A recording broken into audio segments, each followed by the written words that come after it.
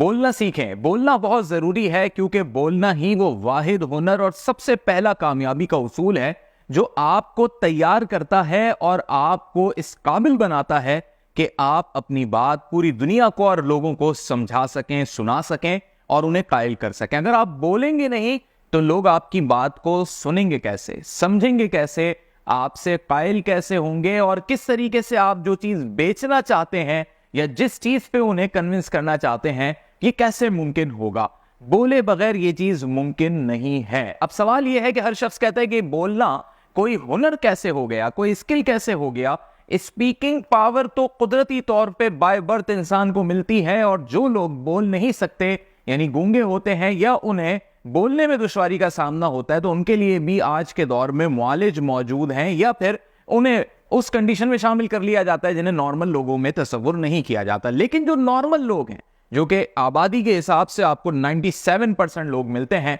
तो ये लोग तो बोलना जानते हैं। फिर ये कैसे एक हुनर हो गया? इसको सीखने की क्या जरूरत है? सीखने की जरूरत इसलिए है कि बोलना सिर्फ आवाज निकालना नहीं होता, बोलना सिर्फ लबकुशाई नहीं होती, बोलना सिर्फ ये नहीं होता कि आप बस बोले जा रहे हैं जो आपके जहन में और दिल में दिमाग में आ रहा है। दर हकीकत बोलने का मकसद ये होता है कि आप जो चीज बोल रहे हैं उसका एक इंपैक्ट है, उसका एक असर है। अगर वो असर नहीं कर रही बात तो इसका मतलब है कि आपका बोलना फजूल है। और आप पहले तो ये जज करें कि आप अपनी जिंदगी में, रोजमर्रा की जिंदगी में कितना बोलते हैं और कितना उसमें इंपैक्टफुल है और कितना इंपैक्टफुल नहीं है। क्योंकि जो इंपैक्टफुल नहीं है इसका मतलब है कि आप वो फजूल बोल रहे हैं। और फजूल बोलना चाहे इस्लामी रोज से, चाहे किसी भी मुआशरती तकाजे के मुताबिक भी बेकार तस्वुर किया जाता है और अच्छा तस्वुर नहीं किया जाता। तो फजूल चीजों से बचने के लिए आपने जो चीज बोलनी है वो इस तरह से बोलनी है कि लोग उससे कन्विंस हो, कायल हो, उसका एक इंपैक्ट क्रिएट हो। अब किस चीज का इंपैक्ट क्रिएट होगा?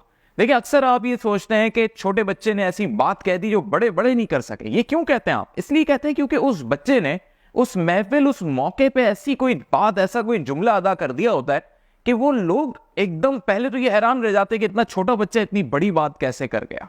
क्योंकि उस शख्स का, उस बच्चे का एक जहन जो है एक मैच्योरिटी लेवल को टच कर रहा होता है और वो बड़ी बात जो लोगों पे इंपैक्ट कर रही होती है उसका एक जुमला जो चंद अल्फाज पर मुहित होता है या उसने 5 सेकंड 10 सेकंड में वो जुमला अदा किया होता है, जिसको लोग कहते हैं तो बेटा बड़ों की बात है, तुमने इतनी बड़ी बात कैसे कर दी। तो दर हकीकत उसकी उस बात में वजन होता है, यानी उसका बोलना अब इंपैक्टफुल हो गया, वो फजूल नहीं बोल रहा। इसी तरीके से बहुत सारे लोग अपनी प्रोफेशनल लाइफ में, अपने करियर में, अपनी स्टूडेंट लाइफ में और बहुत सारे एंटरप्रेन्योर्स, वो लोग जो कुछ ना कुछ कारोबार कर रहे हैं, कोई ना कोई चीज सेल कर रहे हैं, तो जब वो बोलते हैं तो वो यही सोच के बोलते हैं कि उस चीज का इंपैक्ट पड़े, लोग उससे कायल हों, कन्विंस हो। अगर कोई चीज उससे बेचनी है तो वो उसकी तारीफें करता है और उस पर लोगों को कायल करता है। इसी तरीके से अगर एक कैंडिडेट है, वो कोई चीज नहीं बेच सकता लेकिन उसके अपने स्किल्स है, उसका अपना हुनर है, उसका अपना एक एक्सपीरियंस है, उसकी सीवी में सारी चीजें लिखी हुई है, लेकिन जब वो इंटरव्यू के दौरान जाता है तो उसकी कोशिश होती है कि उर्दू में इंटरव्यू देने के बजाय वो अंग्रेजी में इंटरव्यू दे और अपनी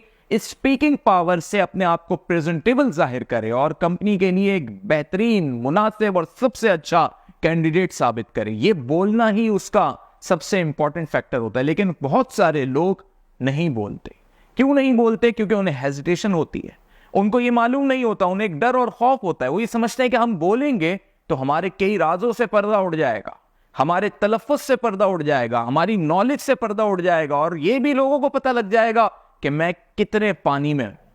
इसका ये मकसद नहीं है कि आप हमेशा उस पानी में रहें और आप अपनी जिंदगी को, अपने करियर को, अपने प्रोफेशन को नीस्तो नाबूद कर दें। ये नहीं है इसका मकसद। इसका मकसद ये है कि जो कमी आप अपने अंदर महसूस कर रहे हैं उसको आप पूरा करें और जब आप पूरा करेंगे तो ये स्पीकिंग आपका एक स्किल बन जाएगा। तो स्पीकिंग भी एक स्किल है, बोलना भी एक स्किल है और इसको सीखना पड़ता है, इसके लिए मेहनत करनी पड़ती है, इसके लिए पढ़ना पड़ता है, इसके लिए तलफ़्फ़ुज़ अच्छा करना पड़ता है। अगर मेरी अंग्रेजी अच्छी नहीं है और मैं अंग्रेजी के अल्फाज बोलता हूं लेकिन प्रोनाउंसिएशन मेरा अच्छा नहीं होता तो मुझे अपने प्रोनाउंसिएशन पे काम करना है। अगर मेरी वोकैबुलरी अच्छी नहीं है तो मुझे वोकैबुलरी पे काम करना है और अंग्रेजी अखबार पढ़ने, डिक्शनरी अपने साथ रखनी है। और अगर मेरे सेंटेंस जो हैं वो सही नहीं जुड़ते तो मुझे अंग्रेजी को मुकम्मल तौर पर पढ़ना पड़ेगा, उसके पार्ट्स ऑफ स्पीच को भी अंडरस्टैंड करना पड़ेगा। इसी तरीके से उर्दू जुबान के अंदर अगर मैं किसी को कायल करना चाहता हूं, अपने बारे में बताना चाहता हूं और अपने जुमलों में वजन पैदा करना चाहता हूं कि लोग मेरी बात पर तवज्जो दें,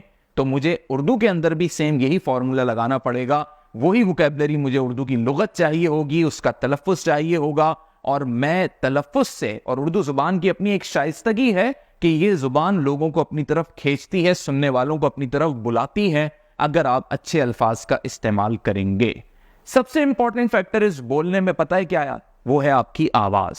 तो आप अपनी आवाज़ पे भी काम करेंगे। जो लोग ये समझते हैं कि वोकैबुलरी पे काम कर लिया, तलफ़्फ़ुज़ भी अच्छा हो गया, और सबसे इंपॉर्टेंट चीज़ ये कि आपके सेंटेंस भी अच्छे बन रहे, चाहे अंग्रेजी में बात करो, उर्दू में करो, अरबी में करो, किसी भी ज़ुबान में बोलो, लेकिन आप ये नहीं समझ पाए कि आपकी आवाज़ भी कितना असर करती है। कहाँ पर आपने अपनी आवाज़ को धीमा रखना है, कहाँ पर आपने अपनी आवाज़ को गरजदार रखना है, कहाँ पर आपने अपनी आवाज़ को ऊंचा करना है, और कब जाके आपकी आवाज़ ऊंची होनी चाहिए। ये सारी वो चीज़ें हैं जब आप किसी ऐसे शख्स के साथ बैठते हैं, इसको सीखते हैं, समझते हैं, तो ये स्पीकिंग पावर आपके अंदर क्रिएट होना शुरू होती है, जो कि आपको बाय गिफ्ट मिलती है, गॉड गिफ्टेड मिलती है, लेकिन आप इसे पॉलिश नहीं करते। अपने जूतों को भी आप पॉलिश करते होंगे तो वो चमक जाते हैं, लेकिन आप अपने स्किल को पॉलिश नहीं करते। और जो लोग अपना तलफ़्फ़ुज़ गलत लोगों की सोहबत में बैठकर खराब करते हैं, गलत मूवीज देख के खराब करते हैं, यानी आपने ऐसी कोई एक्शन मूवी देख ली जिसमें माफिया की लैंग्वेज इस्तेमाल हुई है, गुंडागर्दी की लैंग्वेज इस्तेमाल हुई है, तो वो आपके तलफ़्फ़ुज़ पर हावी होगी, क्योंकि इंसान जो देखता है उसको बाय डिफॉल्ट फॉलो करना शुरू कर देता है। अगर मैं आपको लाल रंग 4 दिन दिखाऊं, तो 5वें दिन जब मैं आपको कलर सिलेक्शन दूंगा तो ऑटोमेटिकली नीले, हरे और लाल में से आपका दिमाग आपको कन्विंस कर रहा होगा कि रेड को सेलेक्ट कर लो, क्योंकि 4 दिन तक मुसलसल आपने लाल रंग मुख्तलिफ जगहों पे देखा होगा। तो ये बाय बर्थ और बाय डिफॉल्ट कुदरती तौर पे आपका ब्रेन, मेरा ब्रेन, इंसानों का ब्रेन, इवन जानवरों का ब्रेन भी इसी हिसाब से तैयार किया गया है। इस चीज को अंडरस्टैंड करते हुए अपने स्पीकिंग पावर पे काम कीजिए, तलफ़्फ़ुज़ के साथ अपनी आवाज पे तवज्जो दीजिए, और अपनी आवाज में कहां पर आपने किस टोन को रखना है, किस तरीके से आपने अपने अंदाज को पेश करना है, ये एक बहुत बड़ा सब्जेक्ट है। ये सिर्फ एक वीडियो में आपको नहीं समझा सकता, लेकिन आपको इस पे मुसलसल मेहनत करनी होगी, पढ़ना होगा, रीडिंग करनी होगी, आपका तलफ़्फ़ुज़ साथ अच्छे होने के साथ साथ वोकैबुलरी भी अच्छी होगी। और फिर आवाज के लिए आप क्या करेंगे? आवाज के लिए आप खट्टी चीजें नहीं खाएंगे, ठंडा पानी नहीं पिएंगे, कि आपकी आवाज के जो कॉर्ड्स हैं, कॉर्ड से मुराद आप लेयर समझ लें, यानी आप ऐसे समझ लें 4 लेयर्स हैं, 1 2 3 4, ये कॉर्ड्स हैं।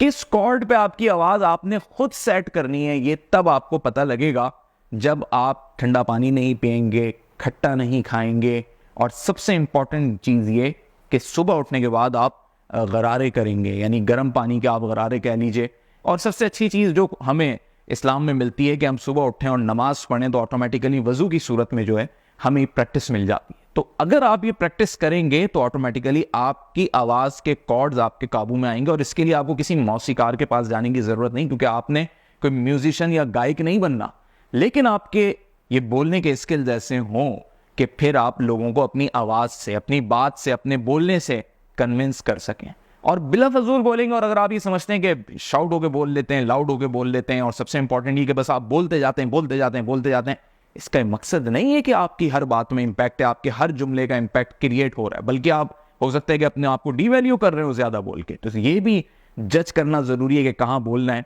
और कहां नहीं बोलना। अब इसका लास्ट फैक्टर ये है कि आपके फेशियल एक्सप्रेशन भी आपके बोलने के साथ, ये नहीं कि आप सिर्फ बोल रहे हैं, फेस बिल्कुल आपका जो है वो एक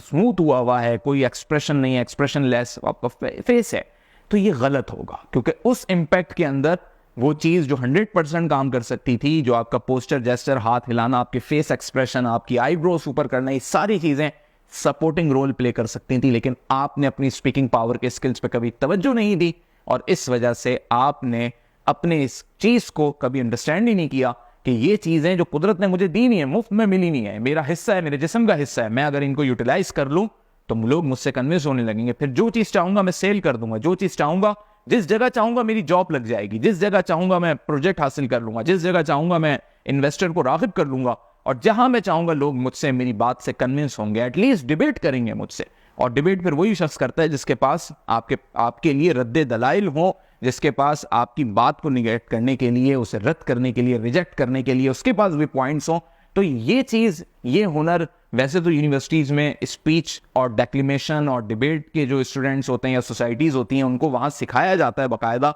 लेकिन आपने अगर नहीं सीखा, वक्त नहीं गुजरा है, जब तक जिंदा हैं, बूढ़े भी हो गए तब भी आप इस चीज पे काम कर सकते हैं। जब तक जिंदा हैं, ये बोलने का हुनर आपको जिंदा रखेगा। आप इसकी सबसे बड़ी मिसाल ये देख लें कि एक ऐसा लीडर जुल्फिकार अली भुट्टो अब इस दुनिया में नहीं है, लेकिन उसकी बोलने की पावर, उसकी स्पीकिंग स्किल्स, उसका एड्रेस करना, और वो वीडियो जो कि बहुत एक नायाब वीडियो है कि जब वो एक बड़े मजमे से जुल्फिकार अली भुट्टो खिताब कर रहे थे, तो उन्होंने कहा कि मेरा साथ दोगे, मेरे साथ ये करोगे, मेरे साथ चलोगे, तो पब्लिक एकदम से खड़ी हो गई, क्योंकि वो इतने जज्बात में स्पीच कर रहे थे कि एक एक जुमला, एक एक लफ्ज पब्लिक के दिल में उतर रहा था और माइक भी गिर गए थे। और इस ट्रेंड को, इस चीज को फिर शहबाज शरीफ ने पिछले 5-10 सालों से कॉपी करना बहुत ज्यादा शुरू कर दिया। तो ये चीज कोई उन्होंने विद प्लानिंग नहीं की थी, लेकिन जब इंसान बोलता है उसमें एक इंपैक्ट आ जाता है, उसमें कुदरती तौर पे एक यूनिवर्सल ट्रुथ शामिल हो जाता है, और उसका वो कन्विंसिंग पावर जो है